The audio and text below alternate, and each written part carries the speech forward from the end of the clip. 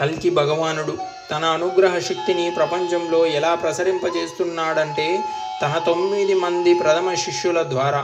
ఈ సంగతి సందర్భానుసారం ఇంతకు ముందోసారి ప్రస్తావించి ఉన్నాను.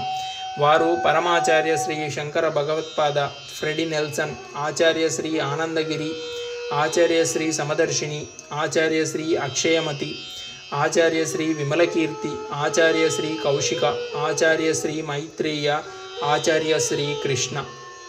పరమాచార్య గురించి ప్రత్యేకంగా ఇప్పుడు చెప్పనవసరం లేదు. ఆయనకున్న విద్యార్హతలకు జర్మనీలో ఉంటే లక్షలు ఆర్జిస్తూ ఉండేవారు. ఆయన సంపాదన ఈపాటికి కోట్ల స్థాయిలో ఉండేది.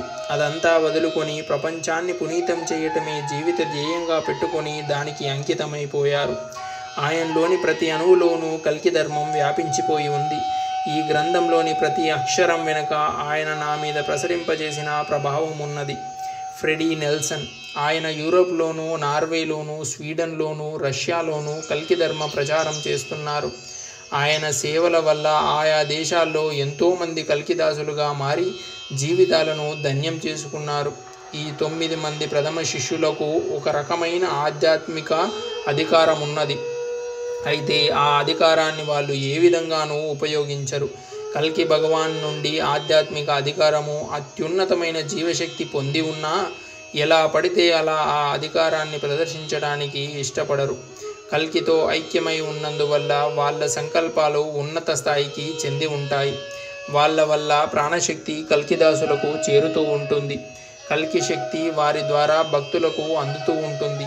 ఇప్పుడు ఆ 9 మంది ప్రథమ శిష్యుల ద్వారా అనుగ్రహ శక్తి ఎలా ప్రవహిస్తున్నది? చాలా నగరాలలో కల్కి దేవాలయాలున్నాయి. ఆయా నగరాల్లో అనేక మంది కల్కి భక్తులు, కల్కి దాసులు ఉన్నారు. కల్కి దాసులుగా మారటానికి ఉత్సాహపడే కొత్తవారు ఉన్నారు. వీరందరూ ఒకే హృదయ వేదిక మీదకు రాగలిగి ముక్త కంఠంతో కల్కిని ప్రార్థించే స్థాయికి రాగలగాలి. ఆయా నగరాల్లో ధర్మగురువులు ఉన్నారు. వాళ్లను ధర్మగురువుల నుండి ఆ ఊరి కల్కి బాధ్యత నిర్వహిస్తున్న ప్రతినిధుల నుండి పట్టించుకోరు. గుర్తు కోసం ఓ పదం ఉపయోగించాలి కాబట్టి అలా పిలవాల్సి వస్తుంది కానీ పదవికి ప్రాముఖ్యత లేదు. కల్కి ధర్మం వారి ద్వారా నిర్వర్తించబడాలి కాబట్టి, ప్రజల్ని చేరుకోవాలి కాబట్టి వారు ఆ బాధ్యతలను నిర్వహిస్తున్నారు. హిందూ ధర్మంలో క్షాళన తీసుకురావటానికి, ఆధ్యాత్మిక ధర్మం ద్వారా ప్రజల్లో పరివర్తన తీసుకురావటానికి ఇదివరకు గొప్ప గొప్ప ప్రయత్నాలు జరిగాయి. అత్యున్నతమైన పీఠాలు స్థాపించబడ్డాయి. వాటి ధర్మాలను కూడా చక్కగా నెరవేర్చాయి. కానీ హిందూ మతాన్నైతే పునరుద్ధరించగలిగాయి కానీ, ప్రజల్లో ఆధ్యాత్మిక స్పృహను తీసుకురాగలిగాయి కానీ, భగవంతుడి మీద భక్తిని పెంపొందింపజేయగలిగాయి కానీ భగవంతుడి అనుభవాన్ని కలుగజేయలేకపోయాయి.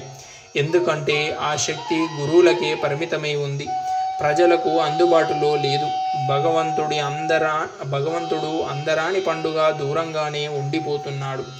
ఈమె నా తల్లి, ఈయన నా తండ్రి, ఇతను నా ప్రాణ స్నేహితుడు అని చెప్పుకోవడానికి ఉన్నట్లు మనకో దేవుడు కావాలి. ఆ దేవుడు కొత్త దేవుడు కాదు, పాత దేవుడే, ఎప్పుడూ ఉండే ఒకే ఒక్క దేవుడే. కానీ గుర్తించడం మనకు చేతకానందువల్ల కదలకుండా మెదలకుండా ఉండిపోతున్నాడు. ఇప్పుడు ఆ 9 మంది ప్రథమ శిష్యులు అందించే ప్రాణశక్తి కల్కి దాసులందరిలోనూ ప్రసరించి ఆ కల్కి శక్తిని పొందగలిగి భగవంతుడి అనుభవాన్ని పొందగలుగుతున్నారు. అందుకే కల్కి ప్రతి మనిషికి తన సొంత దేవుడు. ఓం సచ్చిదానంద పరబ్రహ్మ పురుషోత్తమ పరమాత్మ కల్కి అవతారాయ నమః.